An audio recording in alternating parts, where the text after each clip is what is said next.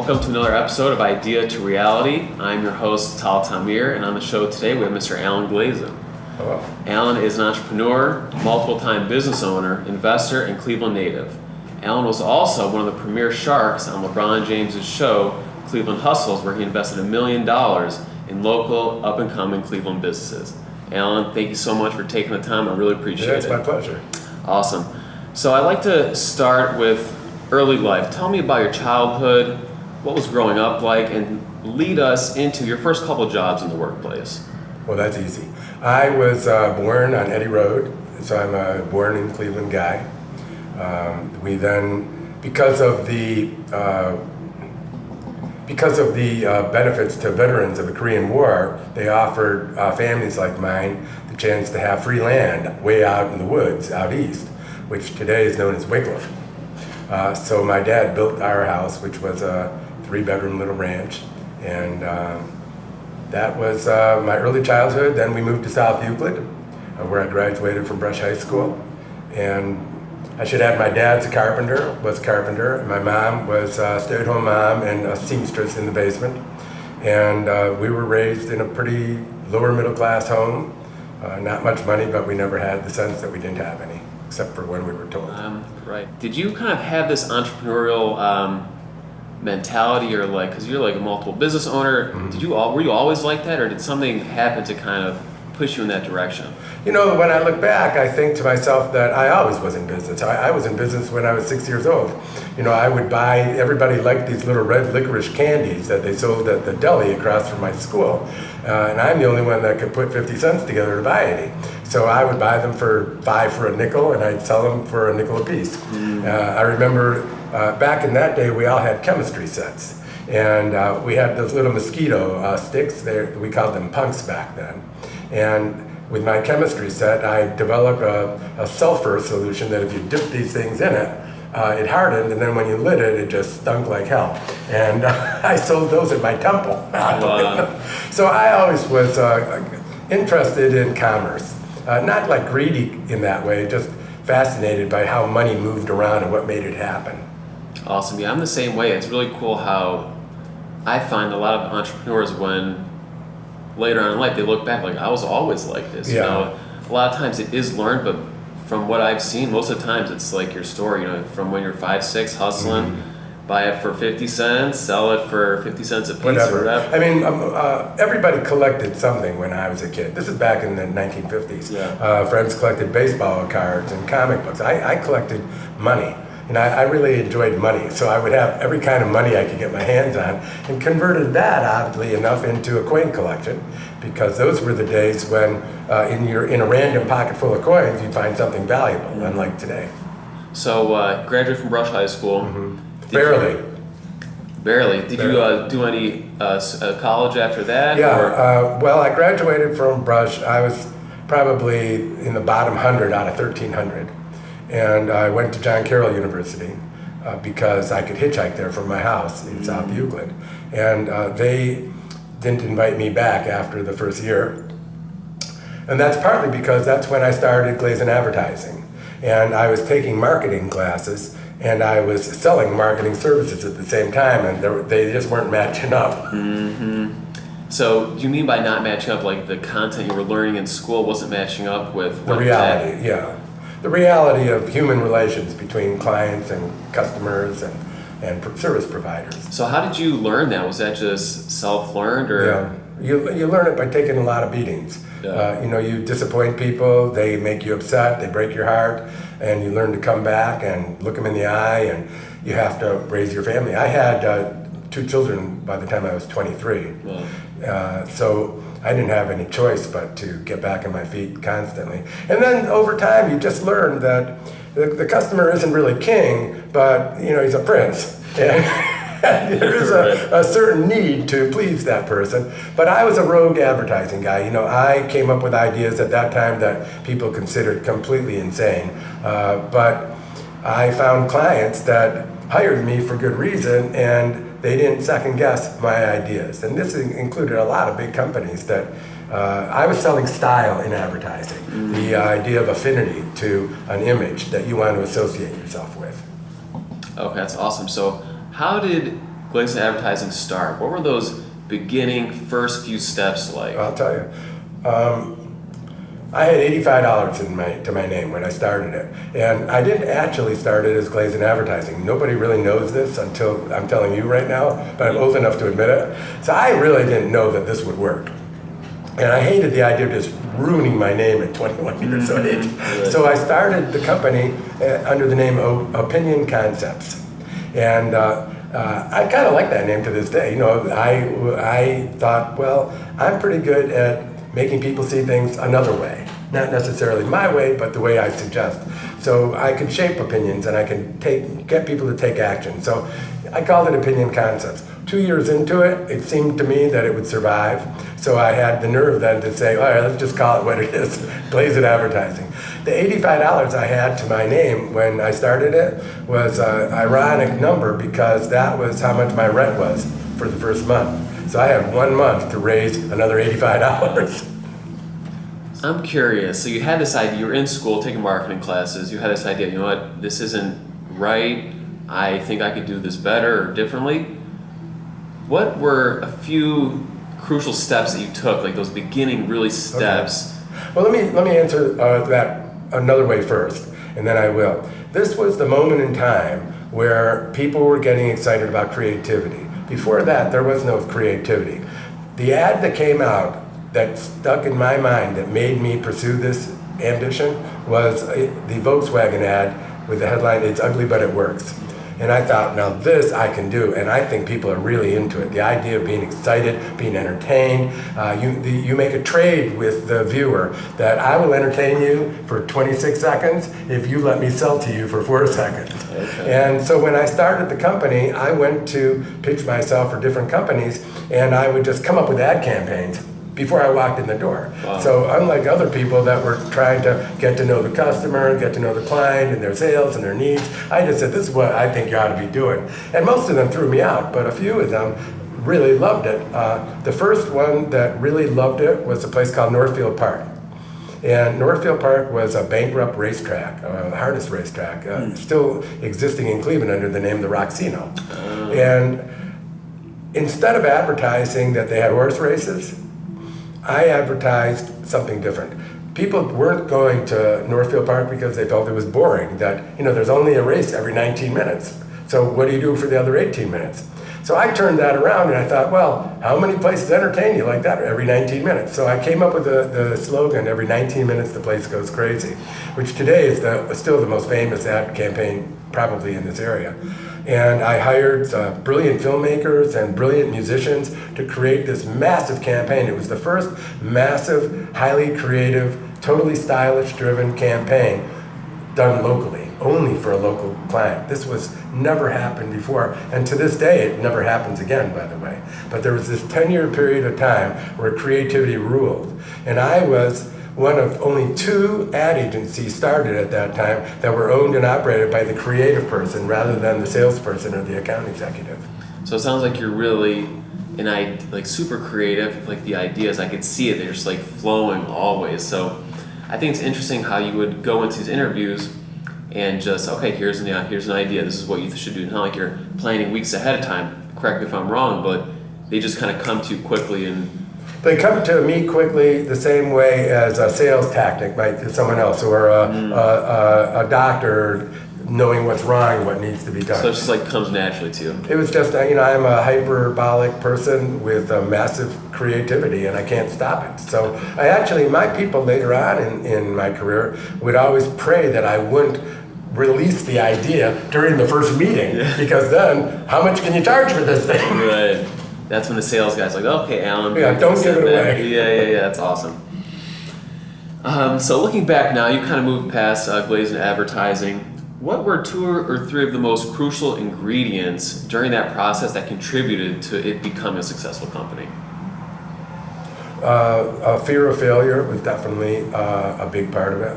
Anybody that tells you they're not afraid of failure is lying. And I couldn't afford to fail. I refused to fail, and I would spend many sleepless nights working my ass off to not fail. So fear of failure and avoidance of failure was a big thing. And the other one is making your mark. Believing that you have something that is special and that you are willing to pay the price to make it excellent. And simply, so you're afraid of failure, yet you refuse to accept anything less than success. You combine those two things, and then you have to add another one, and that is a good sense of reason about you. Like I tell people today that passion, too much passion is worse than no passion. Passion can be poison. So when people say, well, you seemed like a guy who was really committed and really excited, and I was. On the other hand, I was a smart businessman behind that. It's of no value to be excited or passionate if you're not going to follow up with that and put meat on those bones. So I was both passionate but very practical. And I have a very low risk tolerance, and to this day I do, which surprises people. So I never really took risk or anything that I thought was a risk. I did sure things. And to me, though, funny enough, a sure thing was when I sold Glazen Advertising and bought it back a year later, and then turned it into Glazen Creative Studios, totally abandoning the complete premise of an ad agency and daring to say, I'm going to make my living on one thing and one thing only, is you're going to buy my creativity. Now, it used to be that ad agencies sold all kinds of stuff, but the way they made money was a percent of what you spend. So if you spent $1,000 to run a TV commercial, I would get $150. Okay. If you spent $1,000 to produce a TV commercial, I would get another $150. Then I would get a fee for writing it. Then I would get a fee for producing it. We were getting fees, we were getting income all over the place. And one day I decided the end is near for the traditional ad agency. Either you got a product that's worth the money or not, and I decided to go for it. And that's what changed life entirely. I became an in-house film production studio. And what year was that? That was 1987 or so, 1990. Wow. Okay, it's cool because what you were saying about having too much passion could be bad. It's kind of like the idea to reality concept. Like you have these ideas, but without the reality of actually executing on it and turning it and having that business savvy, it doesn't mean anything. You know what? I like the concept of the idea to reality, but most ideas shouldn't be pursued. And I always tell people, I teach all over the world now on American street smart entrepreneurship. And I teach people that the first step of starting a business is to decide if there should be a second step. And 9 times out of 10, there shouldn't be a second step. But what people make, the biggest mistake people make is saying, damn it, I'm opening this business. And then there's no turning back. It's balls to the wall, let's do it. I teach people that the odds are pretty good you shouldn't start that business. So let's look at every single risk factor and see if we could reduce most of those risks to zero. And then step 2 would be, let's actually start this business. Okay, so step 1's kind of look at it from a big picture view. Like after we start, then what are we going to do? Is this actually going to work? So step 1 is this actually going to work? Do I have what it takes? Do I have the product that's proven itself? Have I created excellence? Do I know what I'm doing? Do I know how to do all the jobs that I'm going to be asked to do, that I'll need to do? Or will I be compromising right and left by having me, the guy, learning on the spot? All those questions have to be asked before you actually, hit the hammer and do it. Actually open up and make it happen. Yeah. So now let's shift into Glazen Urban. It's your current business, what you're focused on right now. Tell us a little bit about that and how that got started as well, how you made that kind of shift. Well, I retired when I was 55, and I went back to college, by the way, to prove that it was a fluke that I got thrown out. And I went to school at New School in New York City and graduated with magna cum laude in literature. A subject which is completely not marketable, but it's what I wanted to do. So I came back to Cleveland then, and one of my best friends, Randy and Linda Kelly, they are veterans in the hospitality industry. They ran Velvet Tango Room in Parkview and a lot of great places. And every time I would see Randy, he'd say, look, I got this bar, I really want to buy it, I guarantee it's going to work. And I am totally not interested. I don't even go to bars. Right. At that point, I didn't even drink. I've corrected that since then.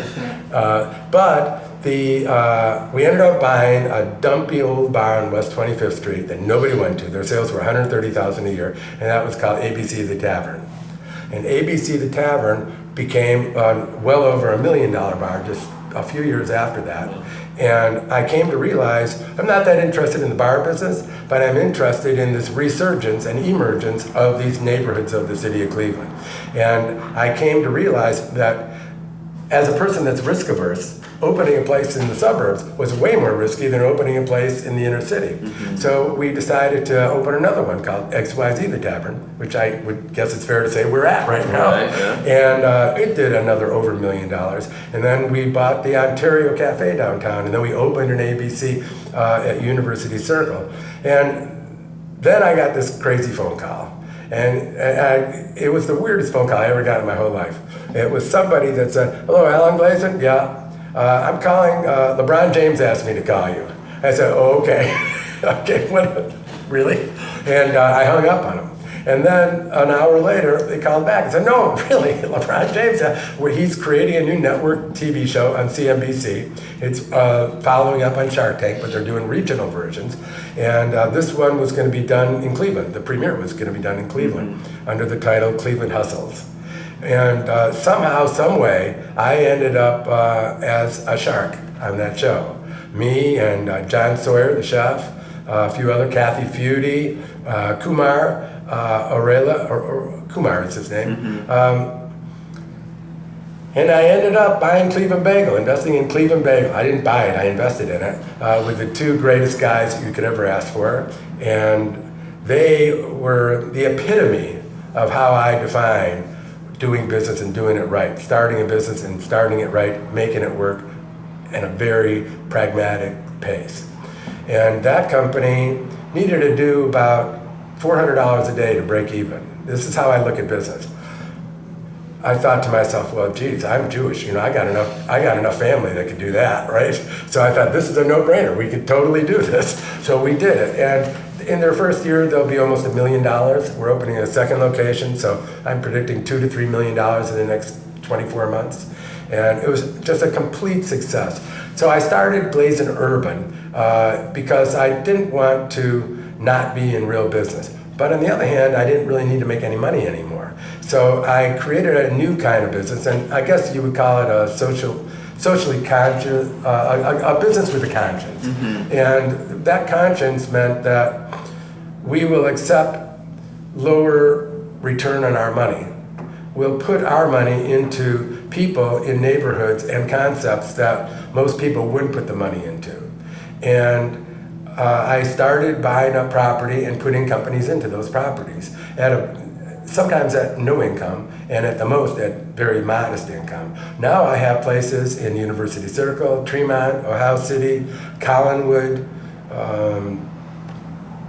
elsewhere, a lot of places. And they're all doing well, they're all small businesses. And I became pretty much an expert on how to make small business work with very little risk. Then I got hired by the #1 university, business graduate school in Europe called ISA in Barcelona, Spain. They have a campus in New York City too. So because they wanted an American street smart entrepreneur on their board, they put me on their board. I mean, I'm here with the chairman of Sony and the head of General Motors, and then they got Alan Glazen from Collinwood. And that's 6 years ago, I'm still on it. And now when I go there, and also to a partner university in Reykjavik, Iceland, I teach a weekend seminar called Risk is a Bitch. And the subtitle is How to Succeed in Small Business Without Taking Chances. So you see, it started with my strong belief that I could have an ad agency that would be successful, even though to others it seemed to make no sense and that I was rolling the dice. The exact same mindset was, I know that I've got this. I'm not passionate. I'm not running on that fuel. I'm running on practicality. And now I teach people how to do the very same thing. Wow, that's all really incredible. So let's rewind a little bit back to the Cleveland Hustles. Yeah. Tell me more about that. What was that like? Well, that was insane. Yeah.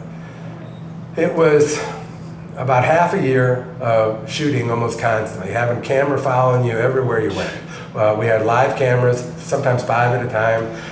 When we talked to people, there was a camera going. When we looked at a building, when we interviewed businesses, it was just constant. You think that these shows are nothing to put together, but they spent probably $2 million producing them, and it became I believe, an 8-show series. And I mean, it was a really great time. I mean, I had been making television, all of my life. This is the first time I was on the other side of the camera. Yeah. And I want to tell you something, it's a lot easier. I'll take this side of the camera over their side all day long. Right, yeah. That's awesome. Oh, I want to talk also about the business that you invested in, the Cleveland Bagel Company. You guys were pitched how many, 20 different businesses or so? 24. 24. Mm-hmm. So what made the Cleveland Bagel Company stand out to you? Why are you like, oh, I like these guys, and then take the next level and go meet them to their business, and what at the end made you want to invest in them as opposed to everybody else? Right. Well, I invested in the ethics of the two owners. They had hit the mark on all the criteria I applied to whether you should take that step to start your business or not. They were highly ethical, extremely honest people. They were very giving people. They dictated up front in the first meeting that every employee of theirs, whether they had ever had a job or not, would start at $15 an hour. And then they would give second chances to people maybe out of prison. And their dedication to this single, simple product, the bagel, as fundamental a thing as there is in life, they were going to reach a level of excellence that nobody could touch. And they were not going to sell any bagels until they reached that point. So I liked all of that quite a lot. Plus the fact that I love bagels, I figure I'll put $200,000 in, at least I will never buy another bagel, right? And when you think about all the criteria that tells you should go from having the idea to opening the doors, they hit them all. Again, excellence, work ethic, honesty, humanity, a great dedication to process, a refusal to compromise on any aspect of their product, a complete dedication to their customer. All the things that reduce risk. 42% of all businesses that fail because they didn't have the right product or they didn't have enough money. Those are the two reasons a business fails. And you can't get around either one of them. So we had a lot of good companies pitching, and I would back some of them today. In fact, a few of the companies that were pitching us in Cleveland Hustles are back pitching us in my third season of that project.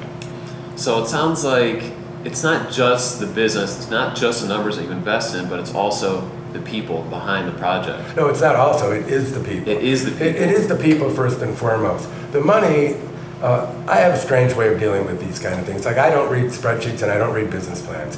I see no reason to bother with any of that. All I want to know is, how many bagels do you have to sell a day to pay your bills? Keep it simple. That's it. Yeah. And if I find that number is so low that it's a no-brainer, I do it. I don't care at all about what your projections are. Now, remember, I'm all about businesses that are in the $1 million area, $1 million, $2 million, maybe $3 million. Mm-hmm. I'm not talking about starting Amazon or Google. That's a whole different set of talents and skill sets and tactics that I have no interest in and I wouldn't know anything about. But if you want to talk about taking an idea to reality, and it will be an owner-operated business of some sort, then you can cut to the chase real quick. How many bagels do you have to sell to pay your bills? That's it. It's amazing, And I don't care about your business plan either. Like, what do you know about your business plan? You make excellence. If your business plan is to make the best bagel known to mankind, I don't need to hear step 2.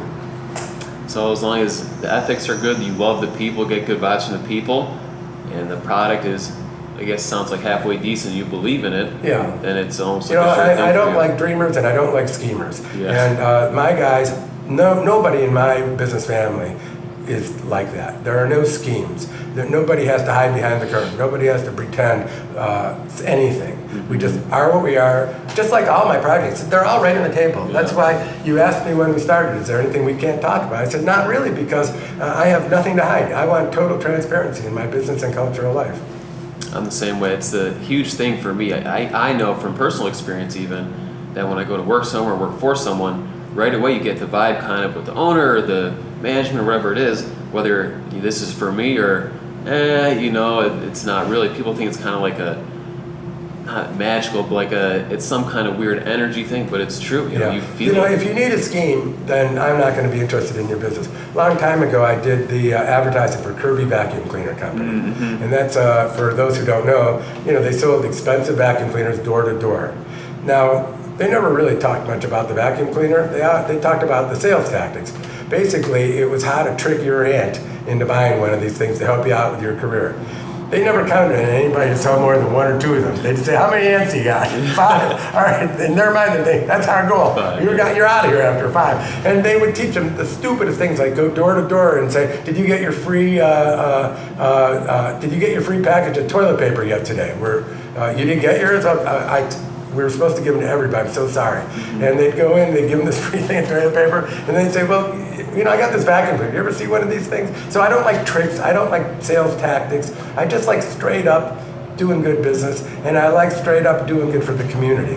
Now, I didn't have the luxury to do that when I was a young guy, but today, my form of philanthropy is to sacrifice profit. So I make no money personally. The projects that I do, the TV shows that I do them entirely for free because I'd rather give away hundreds of thousands of dollars worth of my time than give away hundreds of thousands of dollars of my money to someone who's not going to maybe spend it as well as I would. Right. So philanthropy is being redefined too. That's awesome. So I love what you just said about that. It's kind of like your passion right now. Is the philanthropy and, like you said, a different kind of it, just serving the community of how you're born and raised here, and you're really helping turn around these inner city neighborhoods. Like here, you know, this is Gordon Square. It looks amazing here now, you know. Yeah. So it's we really were one of the first here. Yeah, no, you're really making the big transformation for these areas, and I think that's and really let me awesome. keep this in mind, though. This is a trend. This isn't me. This is a big trend. I have many friends in these neighborhoods that are doing less, more, or equal to what I'm doing. There's a ton of us doing this stuff, and I'd say 9 out of 10 of us have the exact same approach that I'm telling you about. There's a new generation of younger people, maybe around your age or a little less, and they have a much bigger sense of balance between doing right and doing well simultaneously. In the 1950s, we didn't have that kind of thing. Yeah. As far as we knew, everybody was doing better than us, and we don't have to take care of them. Right. Wow. So now that you've been in the business world for quite a while, you've invested in multiple businesses, started a few businesses. So when it comes to scaling a business, what have you learned? What are some key takeaways as far as once you get to the level where you need to start hiring employees and scaling? Talk to us about that a little bit.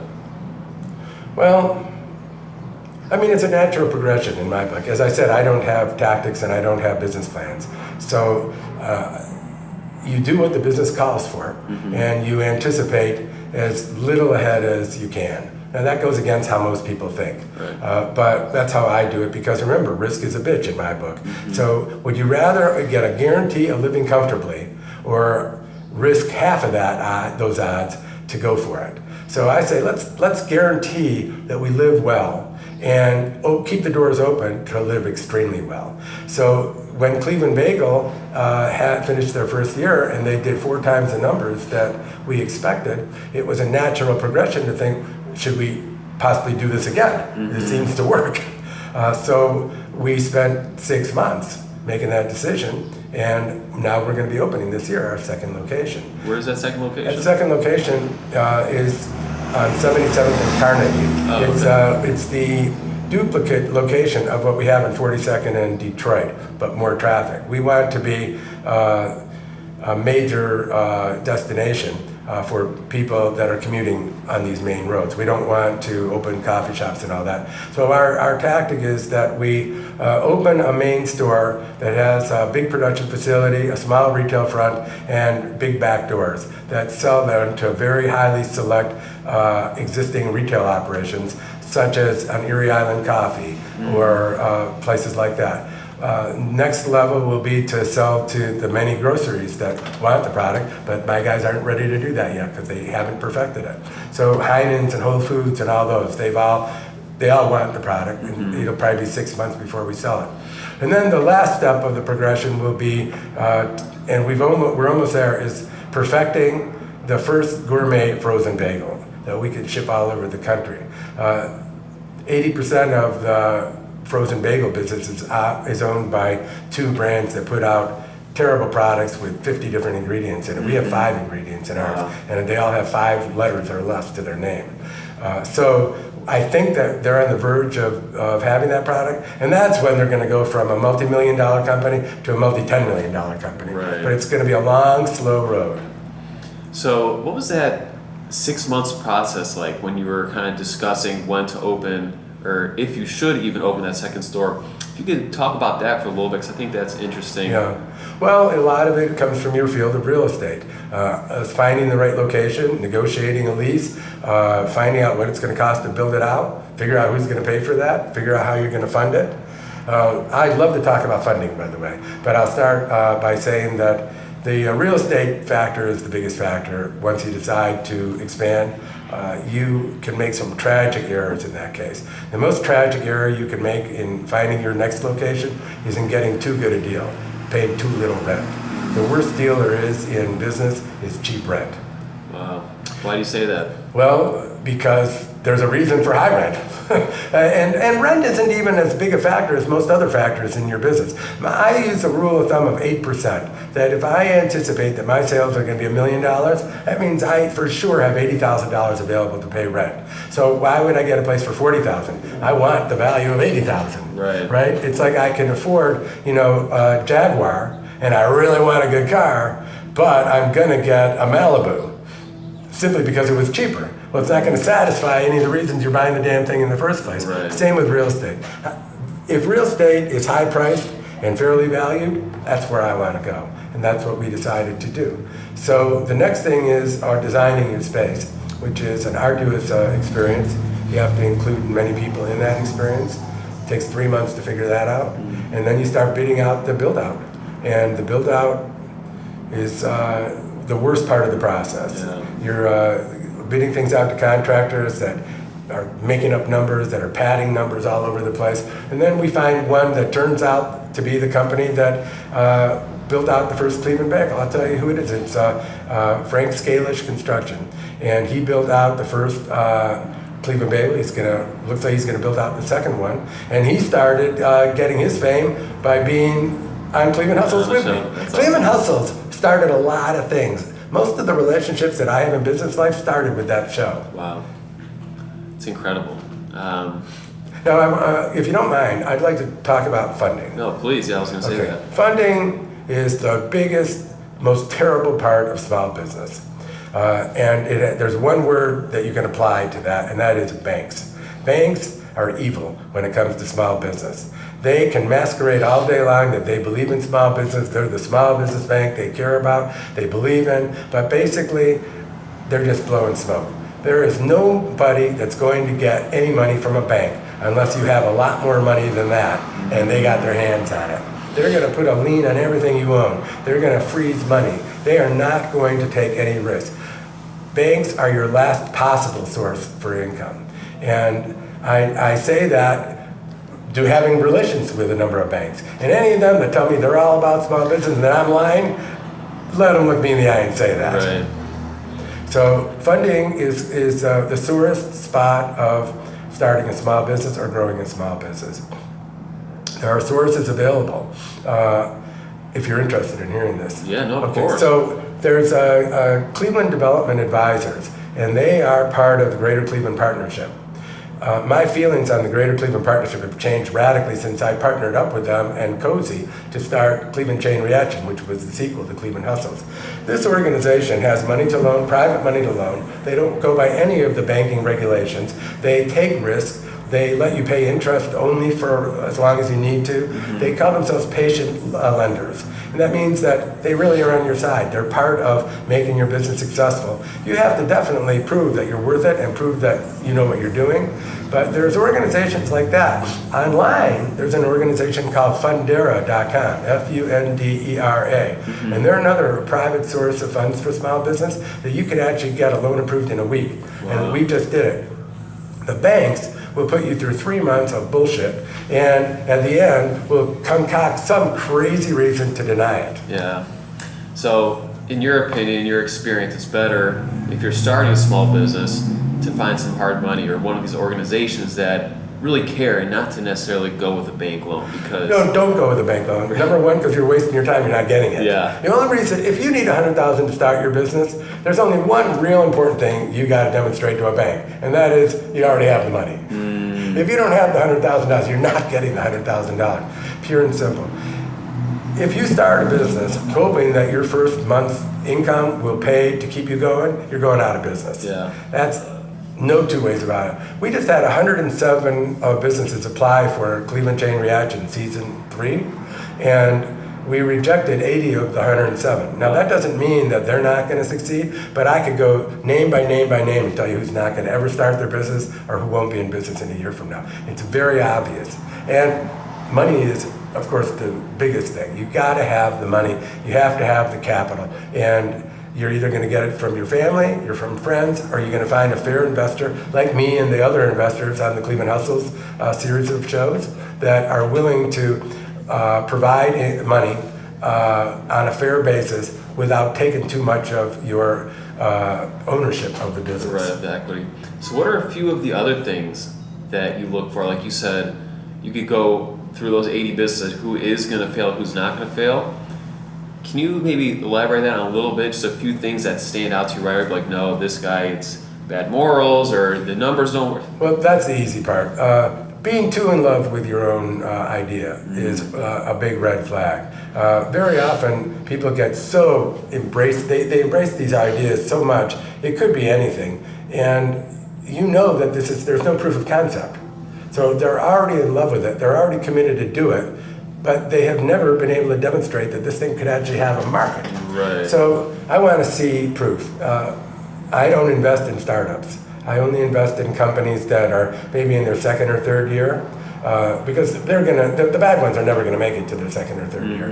And it's all about proof of concept, proof of themselves, proof of one thing bigger than all that, and that is the only thing separating them from more income is more production ability. That's the gold spot. The only thing stopping Cleveland Bagel from selling $1 million worth of bagels is they didn't have the equipment to make $1 million worth of bagels. Right. So if you buy these mid-level companies that are in their junior year or sophomore year, you've eliminated almost all the risk. Yeah. Because what is some crazy percentage that X amount of businesses fail within that first year? They don't even get to that second year. Yeah. Well, there's a lot of debate about that. You know, in America, there's only 15,000 businesses that employ over 500 people. Wow. Most of the rest don't have any employees. So when you read about companies going under, mostly it's companies that were non-employee businesses. They're just like themselves. They're themselves. They lost their job.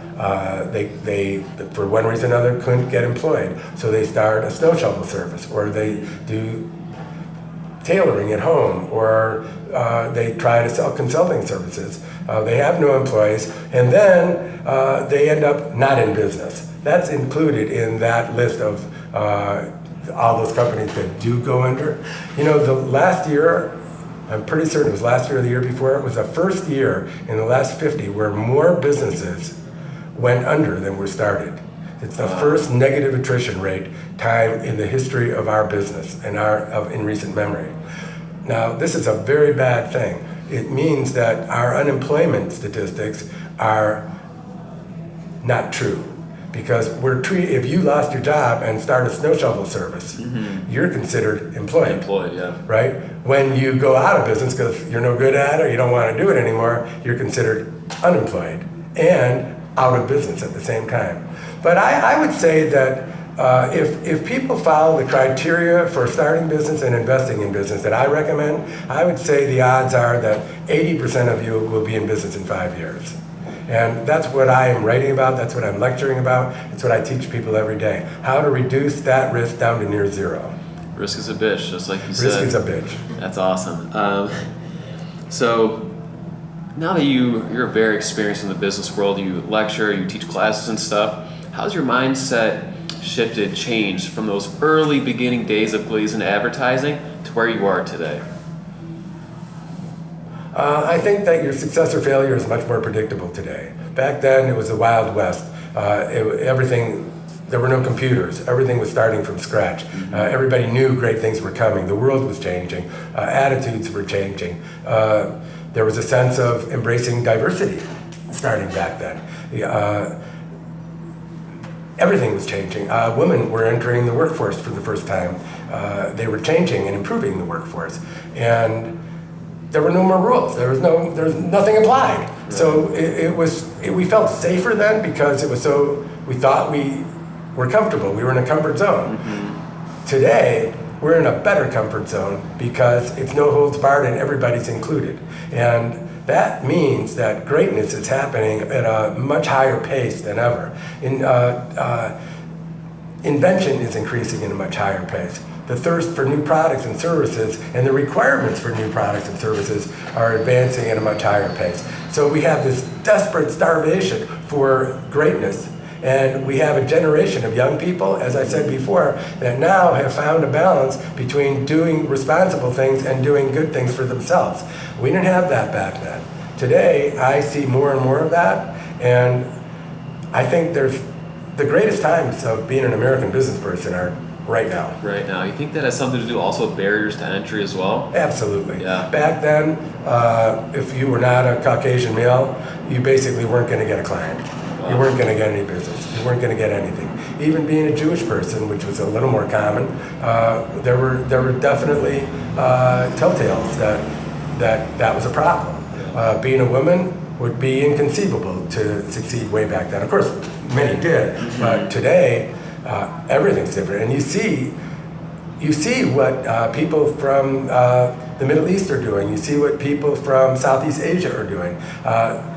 They are leading the world of business today. You know, the work ethic that comes out of these people, that their parents sacrificed everything so that they would have a chance. They're not messing around. They're not sleeping at night. They're right back there in 1972 with me when I was in the same boat. I don't have any chance to fail here. I'm scared of failure, and I'm not letting it happen because even if I'm not better than you, I need less sleep than you, and I can eat less food and cheaper food.